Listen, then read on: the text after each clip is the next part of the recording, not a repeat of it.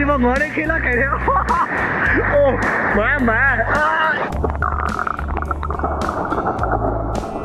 ဒီနေရာဒီနေ့မှရှိနေဆိုတော့တေချာရဲဆိုတော့ကျွန်တော်တို့ရေကစားများဘလို့ဟိုဒီမှာရေထင်ကြီးတယ်အိုးရေကတာတို့အိုးဒီက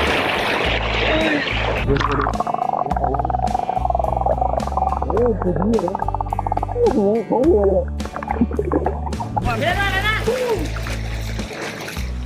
Alright ဒီနေ့တော့ဒီမှာကျွန်တော်ရဲ့ဖိုးပတ်တော်လေးနဲ့ဖော်လာရီပူစမ်းကိုတော့အေးအနေစာထွက်လာခိုင်း bro ဖော်လာရီပူစမ်းမတူတူဖိုးပတ်တော်လေးနဲ့ယူတော့ကိုရနော် Let's go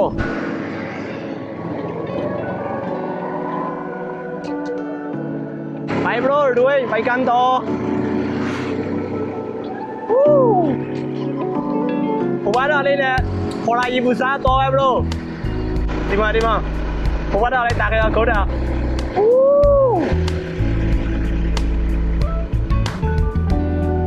ลุยเฮ้ยเดี๋ยวผมว่าได้เชียร์กูบรอนำมาเล่นเอาตัวกู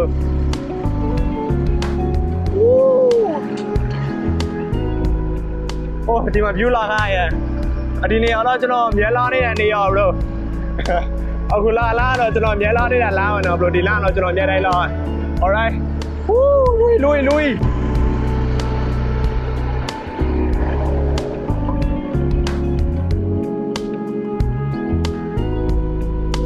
bro ဖိုးပါတော်လေးအရင်ဆုံးရေပူစားခေါ်တော့ပါဘလို့ဖော်လာရေပူစားခေါ်တော့ဒီမှာဖော်လာရေပူစားရောဘလို့ဒီနေရာမြေဖူးလားမသိရနော်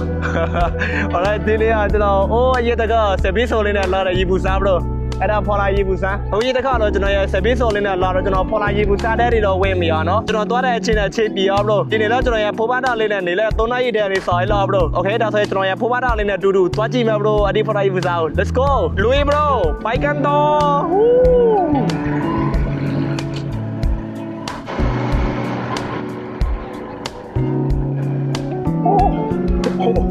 ဒီလာတကယ်ကိုရတော့ยูฮู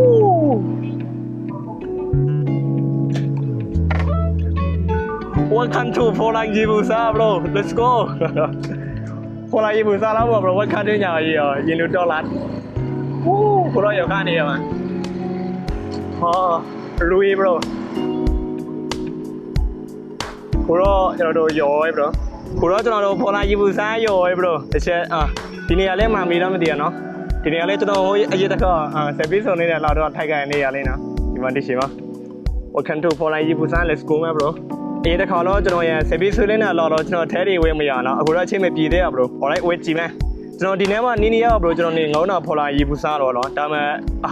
ကျွန်တော်မလာပြရလေဒီပူစားအနေတော့ကျွန်တော်ရဲ့ဖိုးပါတာလေးရတော့ဖိုးပါတာလေးလာကြည့်မယ်နော်လူကြီးဘိုက်ကန်တော့ဆက်ကြည့်မယ်ဘရိုဝင်ကြီးပဲလို့ပေးရတော့ကျွန်တော်ဒီမှာတော့ဟိုရေးတခါလည်းပြပေးနော် alright ဒီမှာဝင်ကြီးလို့ဒီလိုရှိရ bro ဒီမှာတို့ထိုင်းတော့ဗာနေဆက် bro ကျွန်တော်တို့foreigner ဆိုတော့ဗာတရားပေးရမယ်နောက်ပြီးတော့ကျွန်တော်ရဲ့ဖိုးပါတာလေးလည်းပေးရမယ်ထင်နော် alright နောက်ပြီးတော့ဒီမှာကျွန်တော်ရဲ့ဖိုးပါတာလေးဖိုးလည်းပေးရမယ် bro ဒီမှာကျွန်တော်ရဲ့ဖိုးပါတာလေး motorcycle ရတော့ဖိုးပါတာလေးဗာနေဆက်ပေးရမယ် bro alright နေတော့ဗာနေဆက်ပေးရမယ်နော်တော့ဗာတရားပေးရပါကျွန်တော်တို့လူကြီးတွေ bro နော်ဒီမှာလူကြီးဆိုတော့ဗာတရားပေးရမယ်တာကန်ဆိုတော့ကျွန်တော်ထိုင်းတော့ဆက်နောက်ရဘန်ကောက်ဆက်ပြီးကျွန်တော် foreigner ဆိုတော့ let's go ကျွန်တော်တို့ဖိုးပါတာလေးနာလောဝန်ကျဲတော့ဗတ်တရားနေဆက်တော့ทีမဲ့ထဲပဲဖိုးပါတာလေးတွေနေဆက်ပြရအောင်နော်တခြားတော့ရှင်းမရှင်းရမှာ bro လွေကျွန်တော်မသိရနော်တခြားတော့ရှင်းမရှင်းရမှာတဲ့ဒီမှာတော့ဝင်လာပြီဖိုးပါတာလေးရှင်းမတော့လူတွေတွေ့နေสวัสดีก็จ่ายเงินที่นี่แหละพี่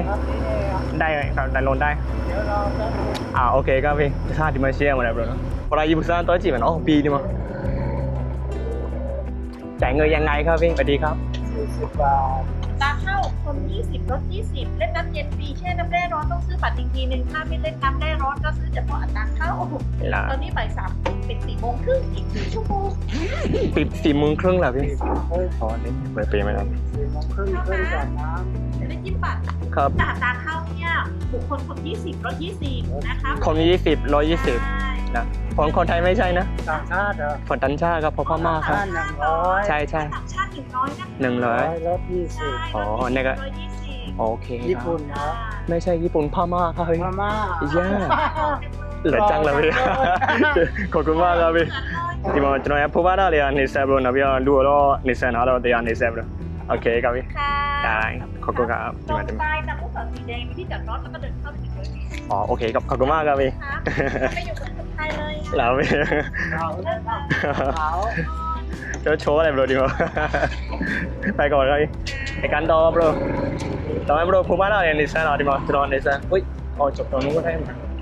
ตัวจริงๆมั้ยเนาะอ๋อเป็นมันน้อยอ่ะตัว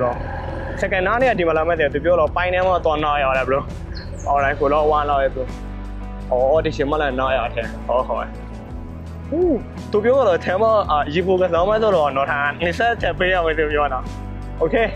ဒါတော့ရောဘလို့ဒီကတော့ကျွန်တော်ရဲ့ဖူဖားတာလေးနဲ့ဝယ်ရအောင်နော်။ဟူးဒီမှာကျွန်တော်ရဲ့ဖူဖားတာလေးနဲ့တော့ခေါ်လာရီဘူစားတဲ့တော့ရောက်လာခဲ့ဘလို့။ဒီကဖူဖားတာလေးကနေဆက်နောက်ရကျွန်တော်တရားဘလို့တရားနဲ့နေစားတော့တော်ရင်နော်။နောက်ပြန်ထဲဝင်ကြည့်မယ်ဘလို့ထဲမှာ let's go ကျွန်တော်ခုတော့ပြောတော့လူကနေစားစက္ကန့်နေစားနေဘလို့လေးစားတော့ကျွန်တော်ထိုင်းလို့ထားနေဘလို့ကျွန်တော်ထိုင်းတော့တွေ့တယ်ဘလို့ဒီထဲဝင်ရမှထားတော့အိုဒီမှာလည်းစားတော့ဆိုင်တော့ဘလို့ coffee ဆိုင်မှာဘလို့ရှိတယ်ဒီမှာ okay မော်လို့မိုင်းဘလို့ Poran hot spring ဘလို့ဒီမှာ Poran ကြီးဘူးစားကျွန်တော်ဖိုးပါလာလေခြေကြောက်မှာဖိုးပါလာလေခေါ်လာဒီမှာပို့လိုက်ရမှာဘလို့ okay ကျွန်တော်တခါမှမဟုတ်ဘူးဒီ line ရှိဦးလူမျိုးနေရောဒီတော့โอ้มันตัวให้ที่นี่แหละพี่อ๋อที่มาเปี้ยอะไรครับจะอยู่ตัวเลยเล่นเข้าไปก็พี่ ถามมาคนเดียวใช่ไหม ใช่ครับนี่2ใบเลยนะให้พี่ เป็นต่างชาติเหรอคะ ใช่ครับดันชาครับ โอเคเดี๋ยวด้านในเลยนะแช่น้ำไหม แช่น้ำก็จ่ายเงินที่นี่แหละพี่ แช่น้ำแต่เงินด้านในคนละ20แต่ถ้าไม่แช่ก็คือไม่เสียเงิน อ๋อโอเคครับขอบคุณมากครับได้ครับพี่เอาเลยဒီမှာပေးရပါဘလို့ဒီမှာပိုချာယူလာဒီနံပါတ်လာပေးရအောင်။အော်ဒီမှာတော့ကျွန်တော်ဟန်ထားဘလို့မလို့ရတယ်။စကားကြကြပြောပြရတယ်ဘလို့ကျွန်တော်မနေလဲဘလို့စကားကြကြပြောပဲ။ဟာဘလို့တော့ဒီကျွန်တော်စကားဖြည်းဖြည်းပြောမှရတော့တော့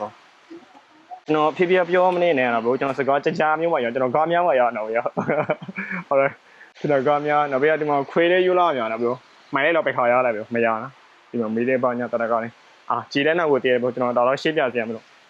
ရေကူးမြောက်တော့ဘလို့ဒီမှာဆင်းမင်းကျွန်တော်ရေကူးရှင်းတော့နော် alright ကျွန်တော်ပြန်တော့မေးချင်မယ်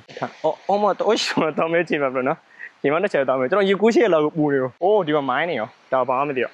စာဝိုင်းတာတွေ့ရဘလို့ဒီတစ်ချက်ကြည့်မယ်ဟူးဟိုးရှင်ရေရှင်းနေရေကြည်နေရောကျွန်တော်ရေကူးရှင်းလောက်နေဘလို့ဒီဖော်လာယူစားဒါရေကူးမြောက်တော့ကျွန်တော်ပြမနော်ပစမ်းပြတော့ပလာမရေကူးမြောက်တော့Okay ဒီမှာနေရတော့ဒီဖားရောနေခုလာရှိတော့ဒီဖားလည်းမပြေဘူးလို့ဒီမှာအနေနဲ့ဖြားသွားရတယ်ဘလို့ဒီခါပြောတာဘလို့ဒီမှာဟမ်ဖတ်ကြတယ်ဘလို့ဒီနေ့ဖြားမသွားမြောက်အဲ့လေအိုကြီးကြီးနေရောနေအေးဘလို့ဟူးမိုင်းနေရောဒီမှာဒါဖော်လာရေးပစံဒီမှာ city နဲ့ danger ရယ်ဘလို့ဒီမှာတော့ဆေးရောက်ဒီလိုမျိုးဆေးရောက်တော့အဲ့ရကင်းတို့ဒီမှာပြော city ဒီအနေရဒီနေ့မှရှိနေဆိုတော့ danger ရယ်ဆိုတော့ကျွန်တော်တို့ရေကစားမြောက်ဘလို့alright ဒီမှာလာကြည့်ရအောင်အခုတော့ရေကစားရမှာတဲ့ဒီမှာ pocket တီးတယ်ဘလို့ alright city တော့ကျွန်တော်တို့အချက်ကြီးတော့ကစားရမှာတဲ့ဒီမှာအဝယ်လမ်းဘလို့ baby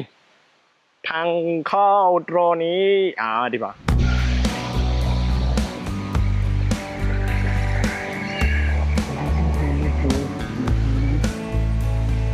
ဆွေးမင်းပွိုင်တယ်ဘလို့ဒီမှာရေကူးရမှာ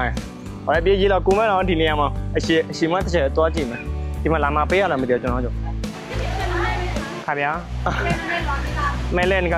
ရီဘူစီတော့ပစံဒီမရှင်းရတာဘလို့ဒီပြေးမှရလာစေကျွန်တော်ကတော့မချဲရသေးပြောလိုက်ဒီမှာမိုင်းနေရဘလို့ရီကူကောရီကူမရဒီမှာလေဟိုဒီလူများနေတယ်ဒီမှာဟိုဆိုတော့ရောဘလို့ရီအေးကိုရောနေရတော့နော်အဲ့ဒါကျွန်တော်ရှင်းလိုက်ကြည်စားလိုက်မယ်နော်ဒီနေ့မှလည်းကိုရောပေါ့ပေါ်ဒီကြီးမဒီရေလို့ရေကတဲ့ဆင်းလာနေရေးပါဘလို့ရေတစ်ချက်ဆင်းကြည့်မယ်နော်ကိုင်ထားရေပဲရောတော့မှကျွန်တော်ချောဝဲမှာဘလို့တစ်ချက်ရေတစ်ချက်ဆင်းစားကြည့်မယ်ရေဘလို့နေတယ်ဆိုအေးသားလေးတစ်ချက်ဘလို့ရေဘလို့မိုင်းနေဘလို့ရေတော့အေးရတယ်ဘလို့တကယ်အေးအဲ့ကျွန်တော်ရေကူးမဲ့ပုံပဲဒီထားလဲရှိပဲဒီရေတော့ပဲလောနေမှမသိနော်ရေကတာလောနေရပြေဘလို့ Okay ချလာပါကြည့်လိုက်မှတယ်နော်ပြီးမှရေလောက်ကူးမယ် main area ဘလို့ဒီမှာနောက်ပြီးတော့ data water ကြည့်ဒီနေ့မှမိုင်းဘလို့ရေနာကူးထဲကျွန်တော်တော့ခါရရဘလို့နော်ချက်သွားကြည့်မယ်ဟိုး ဒီလူများဘလို့ရောက်တဲ့ဥထုပူးနေတော့ဒီမှာကြီးလာကူးခဲ့နော်အဒီပေါ်တက်ကြီးမှပါမတည်းဒီပေါ်မှာတခုရှိသေးဘလို့ဟောဒီမှာပန်းပြင်းနေရမှာလောတော့ပြိုးတော့ဟိုလူတွေများနေနေတော့ဒီတော့ကူးကောပဲအေးရတယ်ဟိုအမကြီးကူးရအဲ့ကျတော့ကျွန်တော်ကာယဟမထားရမှာဒီကျွန်တော်မတရားရလားဆိုတော့ကာယထားရနေရမရှိရမှာကျွန်တော်နေနေမှာထားရရေစစ်ကုန်းနော်โอเคကျွန်တော်ခြေတစ်ချက်ကြည့်လိုက်ပဲဘလို့ဒီကိုရအောင်ကျွန်တော်ဒီကိုမြောင်နဲ့အပလာရမှာလေကျွန်တော်ခြေပြေးပြီးဒီလောက်အော်တော့ဘလို့အော်ဒီပေါ်တော့လေးလိုက်ထောဘလို့ဒီမှာခြေတော့3နာရီနဲ့39မိနစ်ရှိနော်လေးနိုင်ခွဲဆိုတော့ပြီးပြီဘလို့ let's go လို့ခေါ်တော့ရေတော့ကတာမှာကျွန်တော်ကာယဒီမှာထားရမှာနော်ဟောထားရရမှာဆိုတော့ထဲမှာသူများလေးဒီမှာကာယထားရနေဘလို့အဲ့ကျွန်တော်ဒီမှာထားရမှာဒီတစ်ချက်တော့စိတ်ကြည့်မှာနော်อุ้ยဘယ်ဒီမှာရောဂါလေးရှိတယ်အိုးရောဖားရမှာဟိုကောက်ကြီးရနော်ဒီရမငေါ်လေးရှိတယ်ဘယ်လိုငါကောက်ကြီးရကျွန်တော်ဖားကြည့်ရတော့ငေါ်လဲတော်တော့ဒီနေမှာတော့အတဘောငါပါဘယ်လိုရေးဘယ်လိုကျဲသူငါပြောင်းမဒီမှာသူတို့ငါကြီးမရေးဘယ်လိုကျဲသူ3 2 1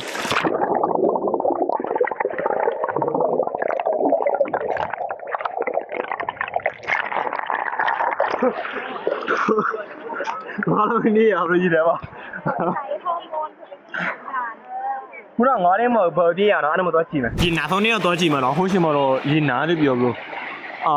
deja water different ရေနာဖြူဆိုင်တယ်ဘလို့ဒီကျဲနေရောငါဘ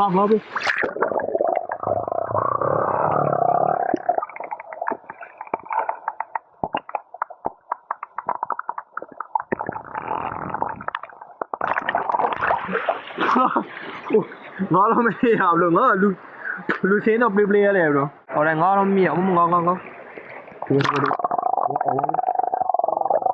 โอ้ဒီကြီးရ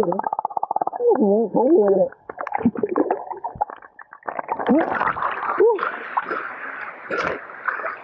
ဟာလို့မရဘူးကတော့ငါတော့ရှိရဟာလို့ရကတော့တယ်အတာတေးလေးတောင်းတော့မပြောတယ်ဒီမှာရကတော့ရတော့ထားတယ်အားအောင်လို့ဒီမှာဒီမှာကြီးပြီရော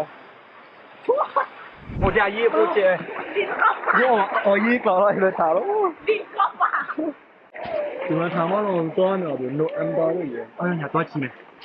ကိုကခဲရနေနေရှိုးတော့ကြည့်မယ်ဒီထားတုံးထဲတော့ရေကတာရလောက်ပဲတဲ့ဒီရတော့ဟုတ်လားဒီတော့ထားရင်တော့နေတော့ပြောဘူးတော့မရဘူးထားမပေါ်လာနေဘလို့ဒီရောဒါမှလည်းတော့ကျွန်တော်မတော့ရဘူးကျွန်တော်စိတ်ကန်းရရောကျွန်တော်စိတ်ကန်းတစ်ချက်လိုက်နားလိုက်ပါဘလို့ကျွန်တော်တော့မဲ့တော့ရဘူးခါလေးတော့ရှိနေဒီမှာချောလို့ကြော်ရအောင်ကြော်ရတော့ရေညီတာနေကြော်ရနော်ဒီတစ်ချက်ထိုင်အောင်ကိုမနေတော့လောင်းလဲရဘလို့ရေတော့မနေတော့လားဒီမှာတော့ဒီကိုအကင်းလာတယ်ဟယ်လိုဘိုင်ဘိုင်နော်ဒီမှာမိုင်းနေဘလို့ရချောတော့မှာပါတယ်ဘယ်လိုလဲရကြမှာနော်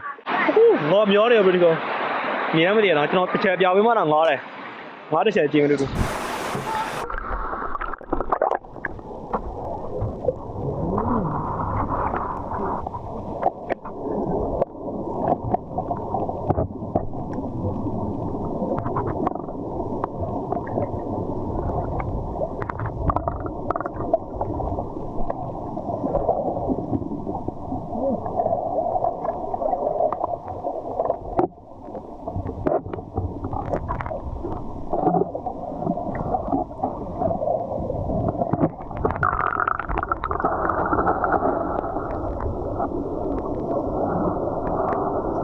ဒီမကြည့်တော့လို့ငေါရမနေအောင်လို့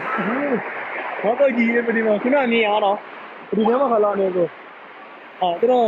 လိုင်းကမမြင်ရတော့ဆက်ဆက်မြင်ရတော့ငေါတဲ့ခေလောက်ကဲတယ်ပြောအခုတော့ကျွန်တော်တကောမကဲဘူးငေါတော့ဒီမှာငေါလို့ရှိနေဒီမှာ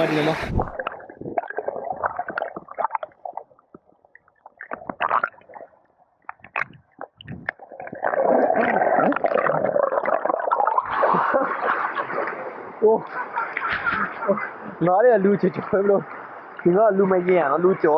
ဟိုကောင်းတယ်ကြီးတော့အေးနေတော့ဟောထဲကြည့်မှာကျွန်တော်ဒီနေတော့နေရောက်တော့ဒီနေ့ရောက်တော့ရောဟိုကျွန်တော်ကိုင်းဒီမှာထားရမှာနော်ကျွန်တော်ကိုင်းနေကေပေးရခါတယ်ဟိုဘရိုကိုတော့ဒီအော်ထဲကြည့်မှာဘရိုကျွန်တော်ဟိုးပေါ်လိုက်တိုင်းတော့ဟိုးပေါ်မှာတိုင်းဒီလက်ကကိုဒီလက်ကမလို့ငေါရှိရ โอ้กางบ่เชื่อไม่ดีเนาะละเท่าอะไรอะไรกูว่าဒီမှာသေးကြည့်ရတော့อ่าโอ้ဒီတော့ထိုးနေတယ်ထိုးအောင်โอ้ဒီမှာชื่อบ่ငါကြီးဘရိုဒီကားနဲ့ခိကဲဒီကားနဲ့ခိကဲဘရိုโอเคတော့ထားကြည့်မနော်โอ้ဒီမှာငါကြီးငါသားလေးပဲဒီမှာတော့ဒီနေ့မှတော့ငါသားပါလေးရှိလားတော့ဆက်ကြဘူးအိုးဒီမှာငါလေးခိလာခဲ့တယ်โอ้มาโอ้งอเลยขี้เราไก่ได้บ่เนี่ยไหมเพราะว่าငါတော့မကန်တော့ဒီနေ့ငါတော့ကန်เนาะ alright โอ้ဒီမရင်းနေကြီးလေโอ้ဒီပါပါဘူးโอ้ยอ้าวถามว่ารู้เลยကြီးช่วยยีราคาเนี่ยโอ้โอ้ဒီနေ့ငါလေးကန်လို့ဒီถามว่าငါเหรอโอ้มันงอกี้ก็มาကန်อ่ะဒီမှာငါတောင်းလေးဘရိုကန်ก่อนโอ้มาเช็ดจีละเรียบร้อยแล้วก็หนอนทั้งเทปเลยดิยีกันแล้วเลี้ยงเอาทานโอ้ผมมาทานในทางต้องทานเล็กทานทานแล้วงัดทานเลยงัดทานဒီကြောเลยวัดกันကြီးရတော့အဒီမြောင်းလည်းยีနာလေยีတော့ဒီမှာဘယ်လိုမီတာနာတော့ဒီပြောပြမယ်အော်ဒီတော့မှငါမီတာတော့နာဒီကြောเลยအဒီမြောင်းရတော့ဒီဆိုင်ပေါ်မြင်တယ်နော်ဟိုဒီလည်းကြီးချက်တယ်ကြတော့ဒီကူရတော့ဒီမှာ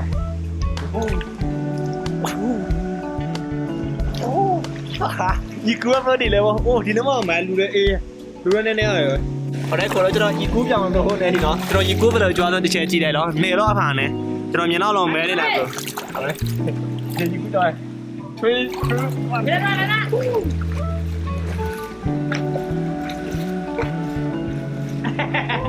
ระวังลื่นนะ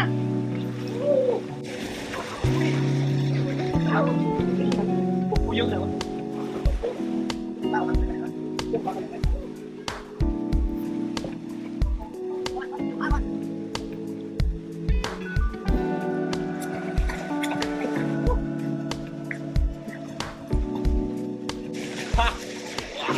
มันไม่น้ำไปเลย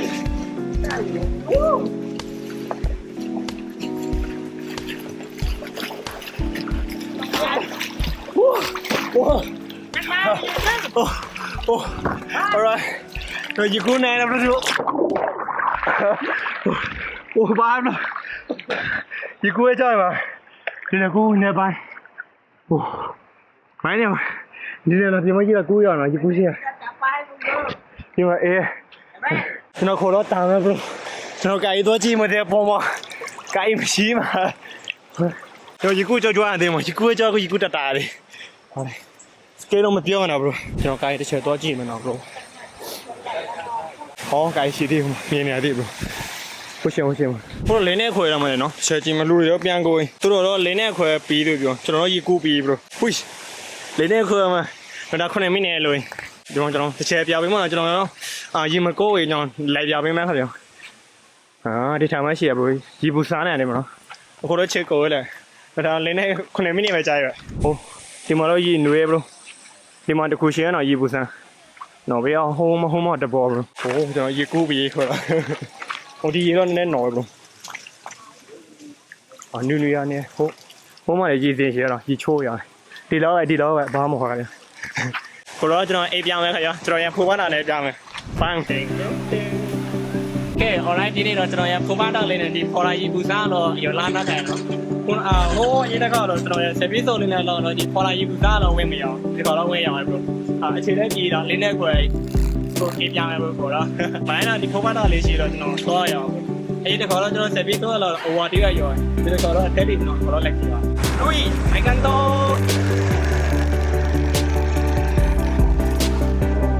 alright ခေါ်တော့ကျွန်တော်အိပ်ပြမယ်ခင်ဗျာအရင်တကကျွန်တော်ဆက်ပြီးဆိုလေးနဲ့လာဒီနေရာမှာကျွန်တော်ရဲ့ channel လေးဖွေးပြခဲ့နော်ကျွန်တော်ရဲ့ဖိုးပန်းဆောက်လေးနဲ့လာတဲ့ချင်းမှာကျွန်တော်ဖော်လာရီဘူးစားတဲ့တွေတော့ဝင်ရနော် alright ကျွန်တော်ကတော့တဝက်သားလေး update တွေပါခင်ဗျာနောက်မှကျွန်တော်ရဲ့ဖိုးပန်းတောက်လေးနဲ့တူတူစေဝဲသားတွေကောင်းတဲ့ဗီဒီယိုလေးတွေနဲ့ပြပြကြပါမယ်နော် bye bye bang